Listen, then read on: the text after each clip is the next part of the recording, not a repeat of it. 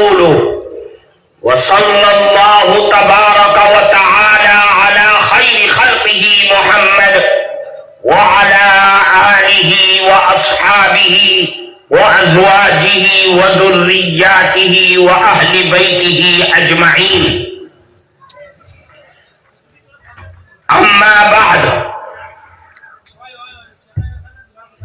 فقد قال النبي صلى الله عليه وسلم: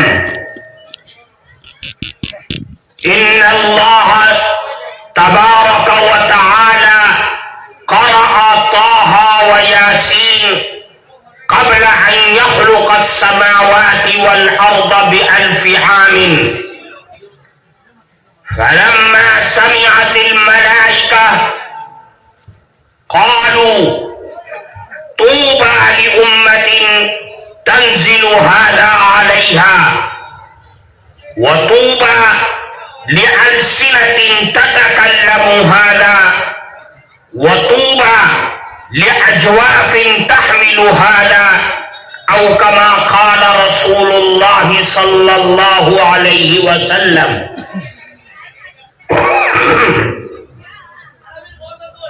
محترم سبھاپتی صاحب، اسٹیج پر اپستھت کچھاڑ جمعیت علماء کے متحرک اور فعال سبھاپتی صاحب، حضرات علماء کرام اور اس جلسے میں موجود ہمارے مربی حضرات، بزرگوں اور عزیز دوستوں اور ہماری مائیں بہنیں،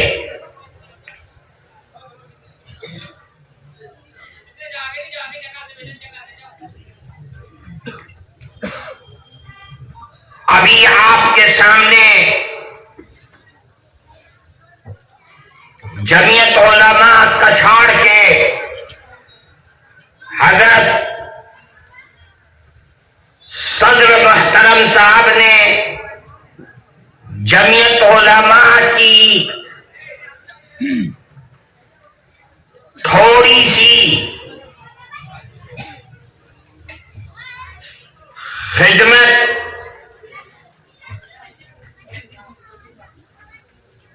اور تھوڑی سی کارکردگی آپ کے سامنے رکھی. میں پورا تو بوجھتا نہیں آپ کی بھاشا، لیکن کچو کچو بوجھ گیا.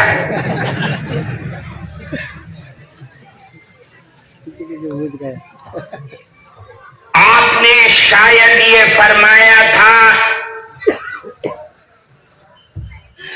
کہ آپ محنت اور کوشش کر رہے ہیں علاقے میں سبائی اور مسائی مکتب پر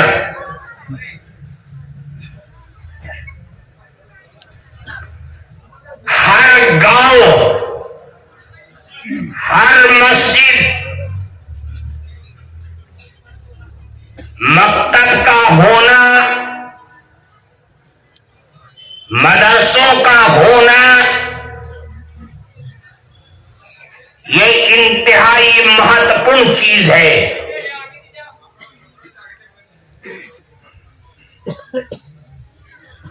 آنے والی نسلوں تک دین کو پہنچانا، قرآن کو پہنچانا، ہر مسلمان مومن مانوش، ناری ہو یا پروش، ہر مائی باپ، ہر مربی، سب کے اوپر ضروری ہے کہ اپنی آنے والی نسلوں کو قرآن سے جوڑ دیں. میں آسان اردو میں بول رہا ہوں تاکہ آپ غور سے سنیں تو بوجھ جائیں.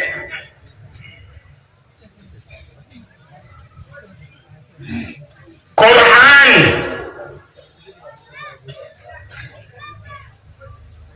ہر مومن مانوس ناری ہو یا پروش اس کے اوپر لازم ہے، ضروری ہے، فرض ہے قرآن کو سیکھنا، قرآن کو پڑھنا، قرآن کو سمجھنا۔ اگر مسلمان اپنے رشتے کو قرآن سے جوڑے گا تو اللہ کی زمین پر، اللہ کی اس ماٹی پر آباد رہے گا اور زندہ رہے گا۔ کیوں؟ اس لیے کہ قرآن اللہ کا کلام ہے، پربھو کا کلام ہے۔ پربھو ہمیشہ سے ہے اور ہمیشہ رہنے والا ہے۔ پربھو کا کلام بھی ہمیشہ رہنے والا ہے۔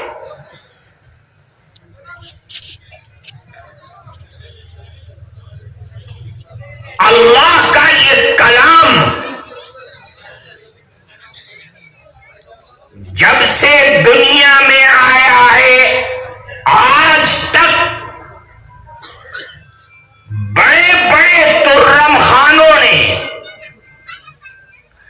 بڑے بڑے دماغ کے پاگلوں نے قرآن کا بدل پیش کرنے کی کوشش کی، لیکن قرآن کا کچھ نہیں بدل پائے۔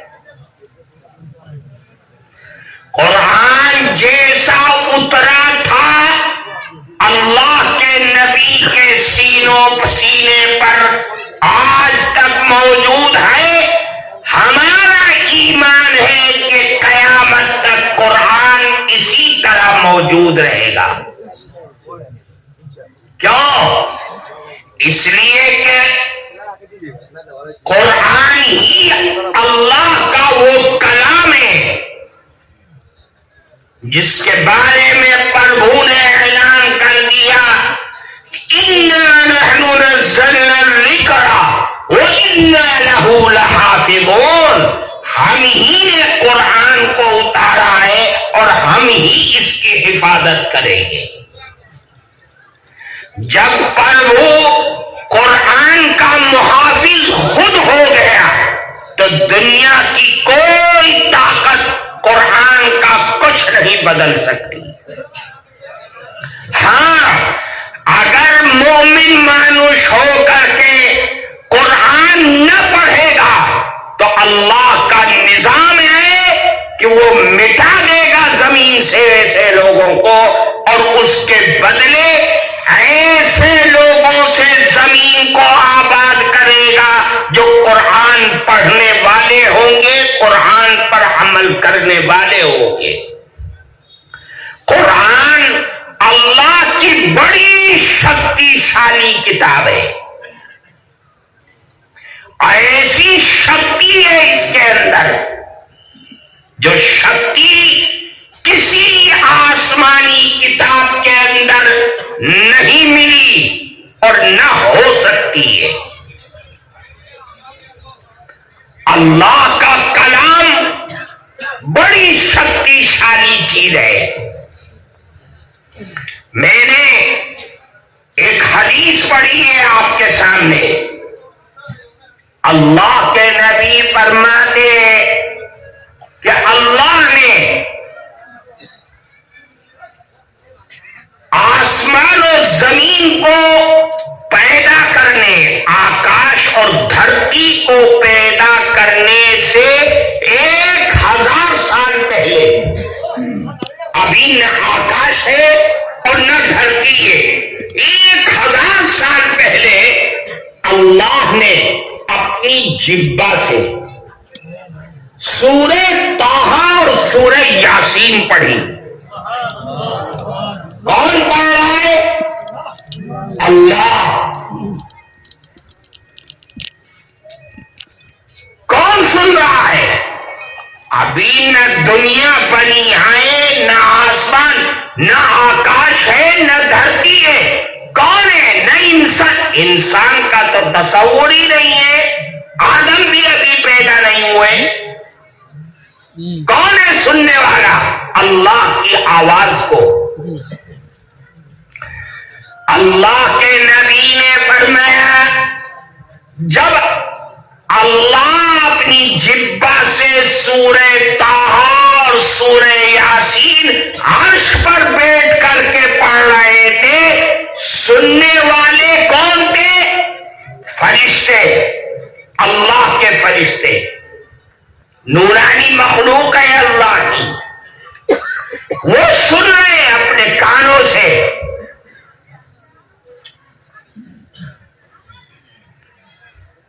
سورہ طٰہٰ اور سورہ یاسین اللہ رب العزت والجلال پڑھ رہے ہیں، سن رہے ہیں فرشتے. اب کیا سمے ہوگا اس وقت؟ کیسی کیفیت؟ ابھی قاری صاحب پڑھ رہے تھے، یہاں سے تکبیر، للہ تکبیر کی آواز بلند کر رہے تھے. کیوں؟ اس لیے کہ کان کو اچھا لگ رہا تھا. اللہ پڑھے جو ساری کائنات کا بادشاہ ہے، جس نے حضرت داؤد کو آواز حسن و جمال دیا، آواز کا جادو جس نے دیا، جس نے ابو موسیٰ اشعری کو آواز کا ملکہ دیا اور ہنر دیا، جس نے ابی ابن کعب کو وہ قرآن کا ملکہ دیا کہ آسمان سے اللہ کہہ رہے ہیں اے محمد ابی کو قرآن سناؤ تاکہ وہ صحابہ کو قرآن پڑھائے. وہ بادشاہوں کا بادشاہ جب قرآن پڑھے گا تو کیا سمے ہوگا، کیا کیفیت ہوگی؟ جب اللہ نے سورہ طٰہٰ سورہ یاسین پڑھ کے ختم کیا تو فرشتوں نے مارے جوش میں، مارے محبت میں 3 جملے فرمائے. کتنے جملے؟ 3 جملے فرمایا. پہلا جملہ طوبیٰ لأمۃ تنزل ھذا علیہا، کتنی خوش نصیب امت ہوگی جس پر اللہ اپنا یہ کلام اتارے گا. بیٹا امت کو جیسے کون ہے یہ امت؟ بجی نہیں، ہمارے پاس بجی نہیں، پورا پوری کچو پورا پوری. یہ امت کون ہے؟ یہ امت محمدیہ علی صاحبہ الصلاۃ والسلام ہے، یعنی ہم اور آپ ہیں. اللہ نے حضرت آدم سے لے کر حضرت عیسیٰ تک کسی نبی اور کسی نبی کی امت کو اللہ نے اپنا کلام نہیں دیا. ہاں آسمانی کتاب دیا، لکھی لکھائی کتاب دے دیا، توریت دے دیا، انجیل دے دیا، زبور دے دیا، اور حضرت ابراہیم کے اوپر چھوٹے بڑے صحیفے کتابچے آئے. سب کچھ اللہ کی طرف سے ہے، لیکن اللہ کے کلام ہونے کا شرف صرف قرآن کو حاصل ہے، کسی اور کتاب کو نہیں. اور اللہ نے اپنا کلام کس کو دیا؟ ہمیں اور آپ کو رسول اللہ کے صدقے میں عطا فرمایا. ایک چیز پھر فرمایا وَطُوبَىٰ لِأَلْسِنَةٍ تَتَكَلَّمُ هَٰذَا. فرشتوں نے کہا کہ کتنے خوش نصیب جبہ ہوگی جس جبہ سے اللہ کا یہ کلام پڑھا جائے گا.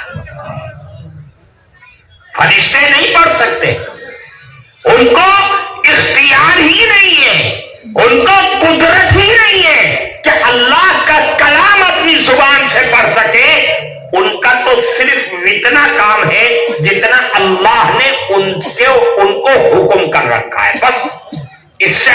کچھ نہیں کر سکتے ہو. اللہ نے کسی کی ڈیوٹی لگا دی کہ کھڑے کھڑے اللہ کی تسبیح کرو. آسمانوں پر کھڑے ہیں اور تسبیح کر رہے ہیں. جس کو حکم ہو گیا رکوع میں, جس کو حکم ہو گیا سجدے میں, تو جس کا حکم اللہ نے کر دیا فرشتے اتنا ہی کر سکتے, اس کے علاوہ کچھ نہیں کر سکتے. لیکن اللہ نے جناب رسول اللہ صلی اللہ علیہ وسلم کے صدقے ہمیں اور آپ کو یہ اختیار دیا ہے کہ ہم اپنی گھنٹی زبان سے اللہ کا کلام بے دھڑک پڑھتے چلے جاتے ہیں. ہمارے چھوٹے چھوٹے کھیلے, بچیاں, جوان, بوڑھے, عورتیں, مرد, جن کو اللہ نے قرآن کا ملکہ دیا ہے وہ بے تکلف قرآن پڑھتے چلے جاتے ہیں. یہ اللہ کا کلام ہے. پھر فرمایا تیسرا جملہ فرشتوں نے فرمایا وَطُوبَى لِأَجْوَافٍ تَحْمِلُ هَذَا, کتنا خوش نصیب انتر ہوگا جس میں اللہ کا یہ کلام رکھا ہوگا. وہ انتر فرشتوں کو نہیں ملا, کس کو ملا؟ رسول اللہ کے صدقے میں مومن مانوش کو ملا ہے. اللہ نے ہمارے بچوں کے سینے میں اور دل میں, انتر میں قرآن کریم کی 6666 آیتیں رکھ دیا. بچہ ایک بیٹھک میں پورا قرآن پڑھ کر کے سنا دیتا ہے. یہ دل, یہ انتر کس نے دیا؟ اللہ نے دیا. اور اس اللہ نے اپنا کلام یعنی بادشاہوں کے بادشاہ کا کلام, جو کلام کا سارے کلاموں کا بادشاہ ہے, وہ اللہ نے ہمارے بچوں کے سینوں میں رکھ دیا ہے. یہ کس کی دعا کی برکت ہے؟ فرشتوں کی. میرے بھائیوں, قرآن جو ہم ان مکتب اور مدرسوں میں پڑھاتے اور سکھاتے ہیں, ہم اور آپ اس کی طاقت نہیں سمجھتے, کیونکہ بے مانگے مل گئے نا, نہیں سمجھ. کتنے جوان ایسے ہیں جن سے کہو قرآن پڑھو, نہیں پڑھ سکتے کیونکہ بچپن میں سیکھا نہیں. ہم اور آپ اس کی طاقت نہیں سمجھتے. ہمارا دشمن 7 سمندر پار بیٹھا ہوا ہے, وہ اس قرآن کی طاقت کو سمجھتا ہے. وہ جانتا ہے کہ آپ کے بچے جھوپڑی میں بیٹھ کر کے, کچوں میں بیٹھ کر کے, پھٹی ہوئی چٹائی پر بیٹھ کر کے, جو ہل کر کے چھوٹے چھوٹے بچے قرآن کی آیات رٹ رہے ہیں, ادھر بچے ہل رہے ہیں, ادھر ان دشمنوں کا کلیجہ ہل جا رہا ہے. قرآن کی یہ طاقت ہے. ساری دنیا اس پر لگ گئی اور قرآن نے بھی چیلنج کر دیا, لاؤ ایک سورت, اچھا چلو 10 آیتیں لے آؤ, پورا قرآن کوئی نہیں لا کے دے سکا. ساری دنیا نے قرآن کو ختم کرنے کی پوری کوشش کر ڈالی. لائبریریاں جلا دی, کتب خانے جلا دیے, مسجدوں سے قرآن جلا دیے. جلا دو سارے قرآن کو, ساری دنیا سے قرآن ختم کر دو. ان بچوں کے انتر میں جو قرآن موجود ہے اسے کیسے ختم کرو گے؟ اللہ نے قرآن کی حفاظت کا وعدہ کیا. اللہ نے قرآن کو ہمارے بچوں اور بچیوں اور جوانوں کے سینے میں اور انتر میں رکھ کر کے قیامت کی صبح تک کے لیے قرآن کی حفاظت کر دیا. قرآن کے معنی کی جو اللہ نے قرآن کا ترجمہ, قرآن کا مطلب آسمان سے اتارا ہے, جس طرح قرآن کی آیات اتاری, قرآن کا ترجمہ بھی اتارا ہے.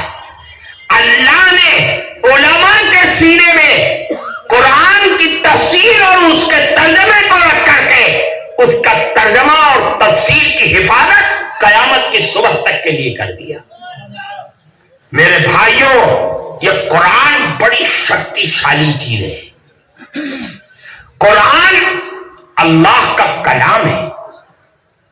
جو قرآن سے لگ گیا، جس نے قرآن کو اپنا اوڑھنا بچھونا بنا لیا، جس نے قرآن کو آئین شریعت بنا لیا، اپنی زندگی کا امام بنا لیا، وہ ہمیشہ کے لیے سپر پاور بن گیا.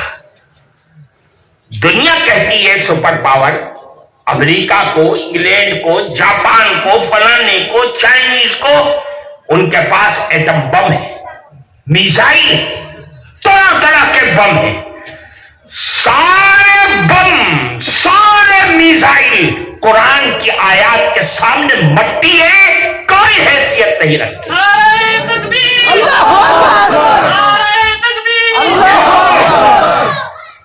قرآن کا کمال دیکھو. قرآن، اللہ کے نبی قرآن کی آیات پڑھتے ہیں اور ادھر دار الندوہ میں مشورہ ہوتا ہے. ایک جگہ تھا مکے میں، آج بھی ہے، اب تو حرم میں آ گئی. اس کا نام تھا دار الندوہ. کیا نام تھا؟ وہاں مشورہ ہوتا ہے.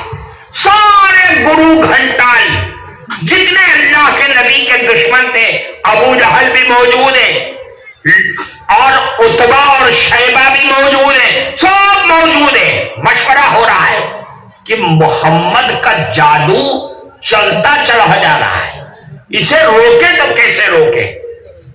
بجی نے ہمارے پاس بجی، جادو روکنا ہے.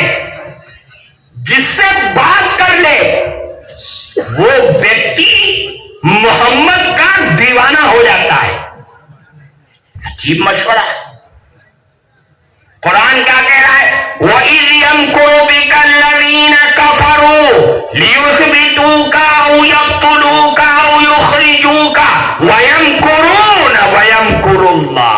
سارے گرو گھنٹال بیٹھے چودھری، مکہ کے جتنے بھی بد دماغ لوگ تھے، اللہ کے نبی کے دشمن، اور ان کا سبھاپتی کون تھا؟ ابو جہل.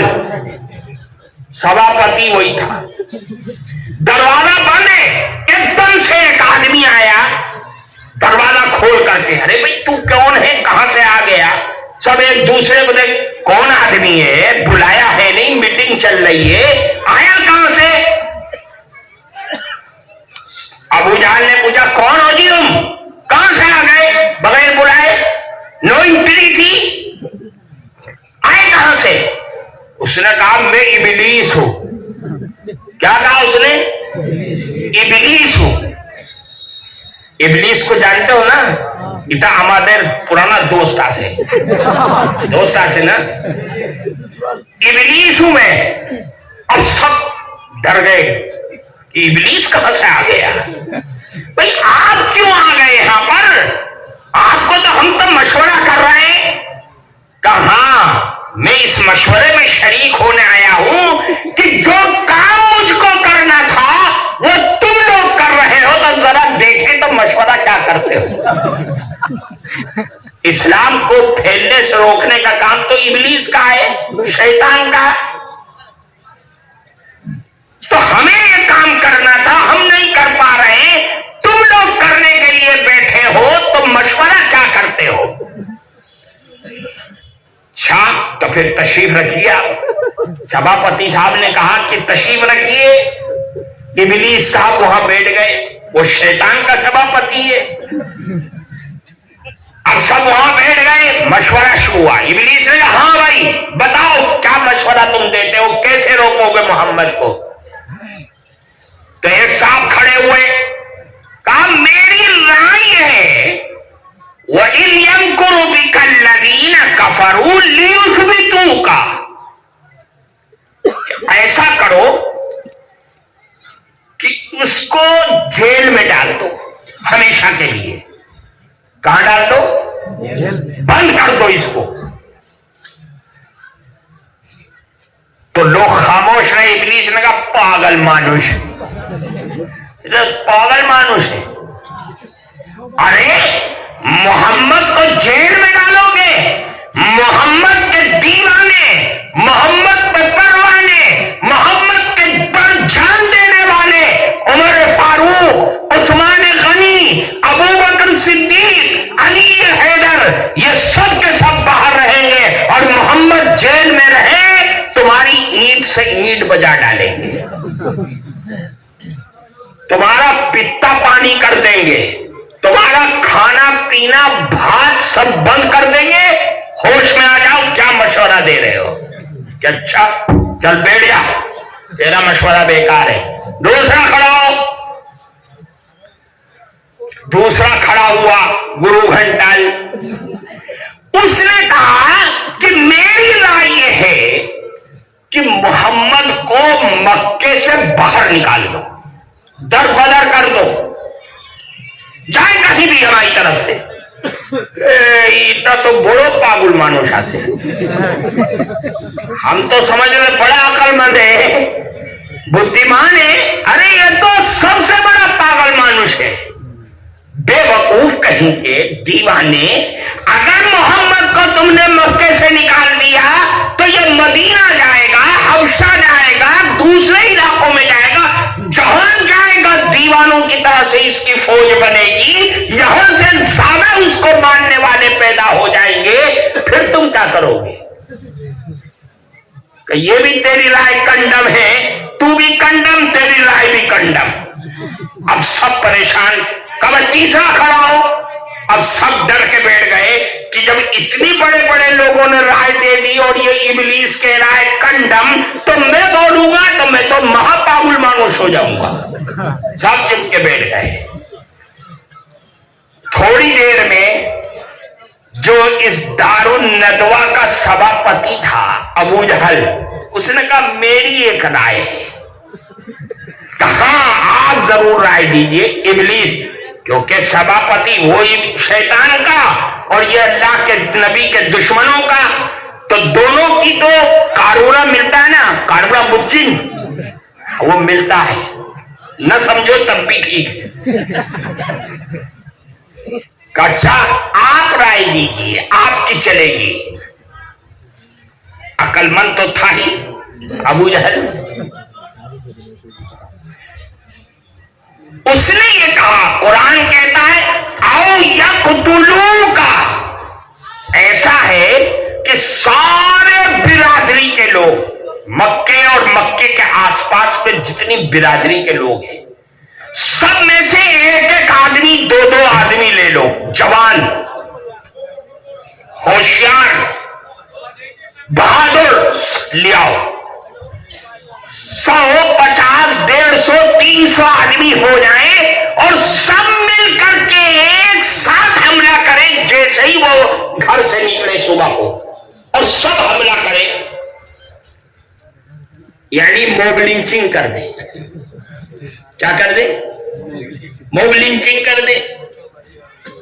عرب کا یہ دستور تھا کہ جو قتل کرے گا وہ دیت دے گا. اگر دیت کی بات آئے گی تو ساری برادری کے لوگ مل کر کے ایک ایک اونٹ دیں گے تو 100 اونٹ تو یہی ہو جائیں گے. ہاں یہ بات ہے. ابلیس نے کیا کہا؟ یہ بات ہے, بہت اہم مشورہ ہے, بس ایسا ہی ہونا چاہیے. اچھا جی, اب میٹنگ برخاست ہو گئی, سماپت ہو گئی, اور ساری برادری کے لوگوں میں سے ایک ایک دو دو کو لا کے کھڑا کر دیا. ادھر میٹنگ سے ابھی اٹھ ہی رہے تھے لوگ, اللہ نے حضرت جبریل امین کو محمد الرسول اللہ کے پاس بھیج دیا. کس کو بھیج دیا؟ حضرت جبرائیل امین کو محمد الرسول اللہ کے, اے محمد یہ مشورہ ان میں ہوا ہے, لہذا آج آپ رات ہی میں بالکل سویرے اٹھ کر کے آپ نکل کر کے مدینے چلے جائیے. ہجرت کر جائیے. نہیں سمجھ میں آئی؟ ہجرت کر لیجیے آپ. اللہ کے نبی کے باڑی کے دروازے پر سب لوگ جمع ہیں. اللہ کے نبی نے حضرت علی کو اپنے بستر پر سلایا, ساری امانتیں ان کے حوالے کیا اور وہ گھر سے باہر نکل گئے.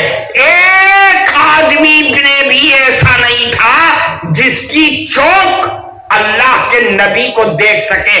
سب اندھے ہو گئے. سب کیا ہو گئے؟ اندھے. ارے بھائی صبح اٹھے, محمد کہاں ہے؟ اندر گئے, دروازہ کھلا. ارے بھائی محمد کہاں ہے؟ یہاں تو محمد ہے ہی نہیں. گئے کہاں؟ ایک ہی دروازہ ہے, گئے کہاں؟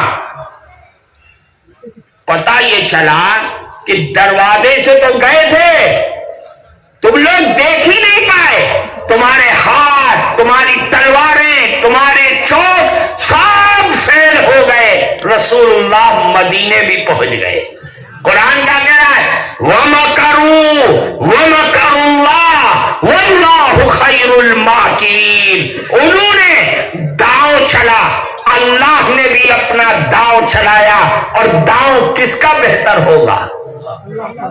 اللہ کے داؤ کے آگے کوئی داؤ چلا سکتا ہے؟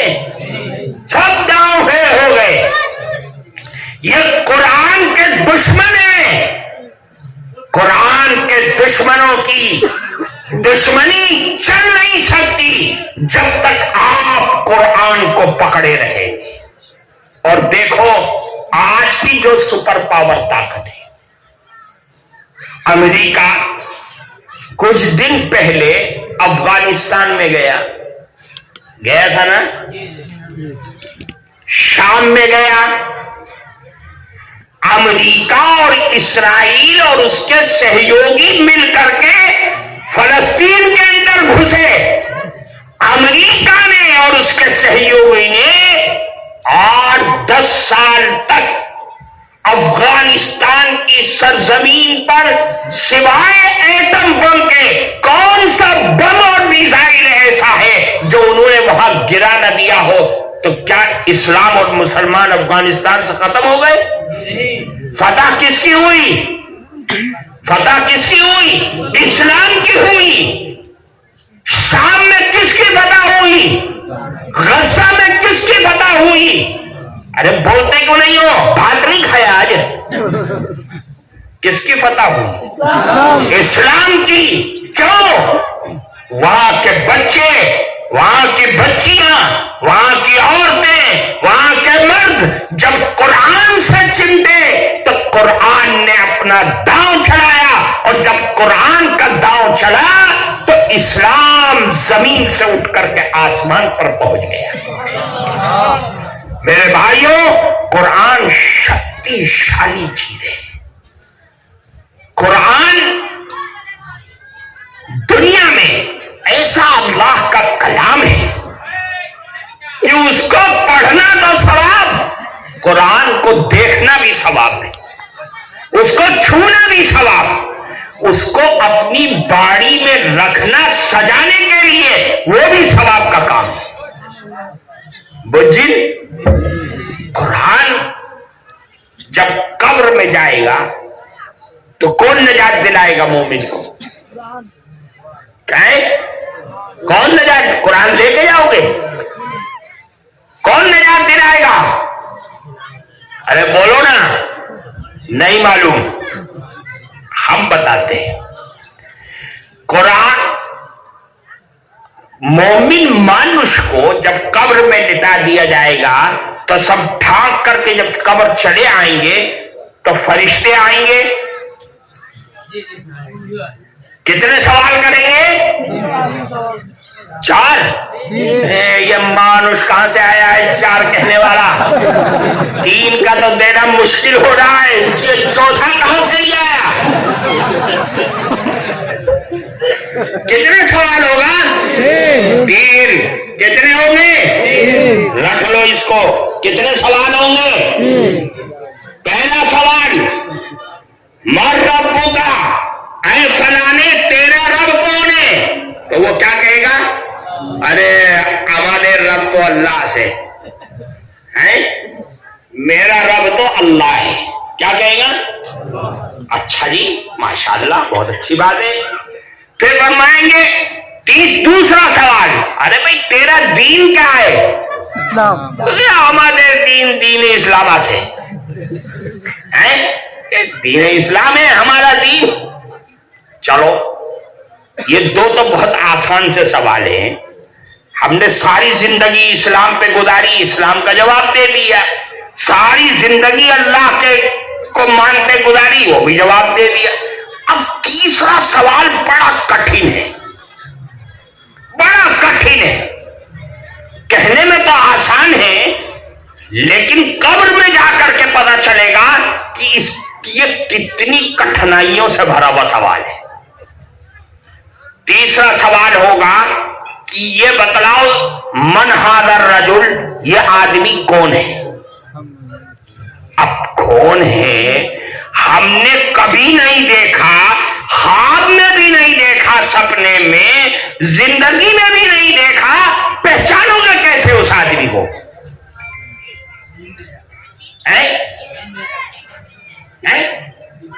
ارے بھائی دل میں محمد الرسول اللہ کو تو رکھا ہے، اس کی تصویر کو کہاں رکھا ہے؟ نہیں سمجھے؟ پہچاننا مشکل ہو جائے گا. یاد رکھو آج تو ہم زبان چلا لیں گے، وہاں نہیں چلے گی. پہچان کون ہے آدمی؟ وہ کہے گا ارے اللہ کے بندو کیسا کیسا سوال کر رہے ہو مجھ سے؟ ارے یہ تو میرے آقا جناب رسول اللہ صلی اللہ علیہ وسلم ہے. بے دھڑک کہے گا وہ. فرشتے حیرت میں پڑ جائیں گے. اللہ کے نبی فرماتے فرشتے حیرت، ارے مانوش تو نے آج ان کو کیسے پہچان لیا؟ ان کی زندگی نہیں پائی، ان کو خواب میں کبھی نہیں دیکھا. 1400 سال پہلے یہ مکے میں پیدا ہوئے، مدینے میں انتقال ہوا. تو 1400 سال کے بعد آسام کے کچھاڑ میں پیدا ہوا. تو نے کبھی نہ زندگی پائی نہ دیکھا، آج تو نے کیسے پہچان لیا؟ بوجھی تو وہ کیا کہے گا؟ کیا رے اللہ کے بندو کیسا کیسا تم مجھ سے سوال کر رہے ہو؟ ارے میں نے ساری زندگی ہوش سنبھالنے کے بعد سے لے کر کے مرنے تک ان کے سینے مبارک پر جو قرآن اترا ہے اللہ کا کلام، میں نے اس کے ایک ایک حرف کو سچا جانا ہے، پڑھا ہے، میں نے رٹا ہے، میں نے اس سے محبت کیا ہے. میں نہ ان کو پہچانوں گا تو کون پہچانے گا؟ نہیں سمجھے؟ پتا کیا چلا؟ پتا کیا چلا؟ یاد رکھو، سن لو، قرآن کی آیات میں، قرآن کے الفاظ میں، قرآن کے شبدوں میں جس طرح اللہ کی ذات چھپی ہوئی ہے، رسول اللہ کی ذات بھی چھپی ہوئی ہے. جو قرآن دنیا میں پڑھے گا وہ قبر میں جا کر کے اللہ کے نبی کو پہچان لے گا، اور جو قرآن نہیں پڑھے گا دنیا میں اسے قبر میں رسول اللہ کو پہچاننا مشکل ہو جائے گا. سمجھ میں آ رہی ہے؟ تو قرآن کتنا مہتوپورن چیز ہے. اور یاد رکھو قرآن ہی اللہ کی ایک ایسی کتاب ہے جس کتاب کے ذریعے ہمیں قبر میں نور، روشنی اور ساتھی مل جائے گا. قرآن واحد ایک کتاب ہے. قبر اندھیری کوٹری ہے.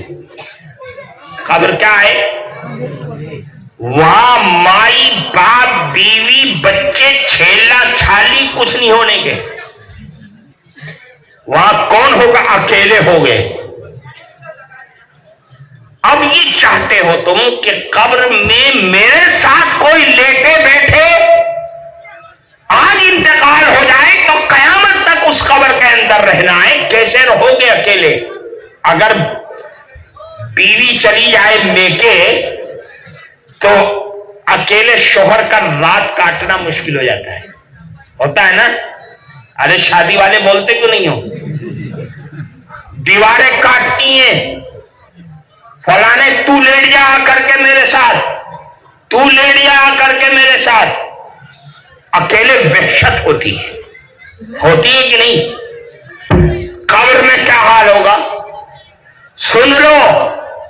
اگر یہ چاہتے ہو کہ قبر میں تمہارا دوست رہے، تمہارا مونس رہے، تمہارے ساتھ کوئی دن اور رات رہے، تو رسول اللہ کی تعلیم ہے کہ جو ویکتی روزانہ سونے سے پہلے سورہ ملک پڑھ کر کے سوئے گا.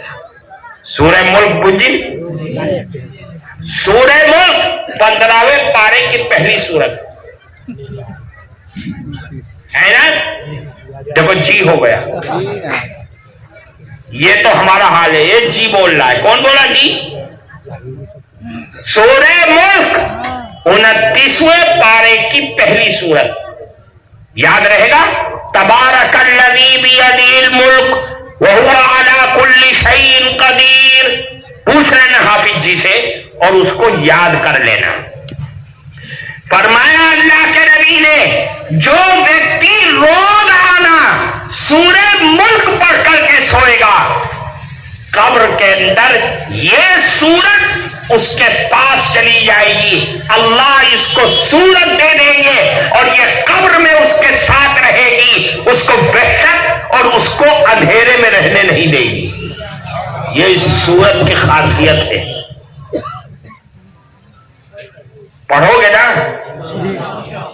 خود بھی پڑھنا، اپنے بچوں کو بھی پڑھاؤ، اپنی بیوی کو بھی کہو. کرو گے نا؟ مری ہوئی آواز سے معلوم ہوتا ہے جیسے بھات ہی نہیں کھایا ہے. انشاءاللہ زور سے کہو کہ ہم پڑھیں گے. سورہ ملک. قرآن اللہ کی کتاب ہے. قرآن ہے کیا چیز؟ اللہ کے نبی نے فرمایا کہ قرآن قیامت کے دن سفارش کرے گا. کس کی؟ اپنے پڑھنے والوں کی. جس نے قرآن یاد کیا، قرآن حفظ کر لیا، تو ماشاءاللہ کیا کہنے ہیں. قرآن کا پڑھنے والا جب قیامت کے دن آئے گا تو قرآن اس کی سفارش کرے گا اللہ سے. کیا سفارش کرے گا؟ کیا کہے گا؟ اے اللہ، اگر تجھے اسے جہنم میں ڈالنا تھا تو اس کے سینے میں مجھ کو کیوں ڈالا؟ اس نے ساری زندگی مجھ کو پڑھا، مجھ سے محبت کیا ہے. اے اللہ، اسے جنت عطا کر دیجیے. کیا کہے گا قرآن؟ فرمائے گا اللہ کے نبی نے فرمایا یا ربی حلی، اے پروردگار اس کو مکٹ پہنا دیجیے. کیا کہے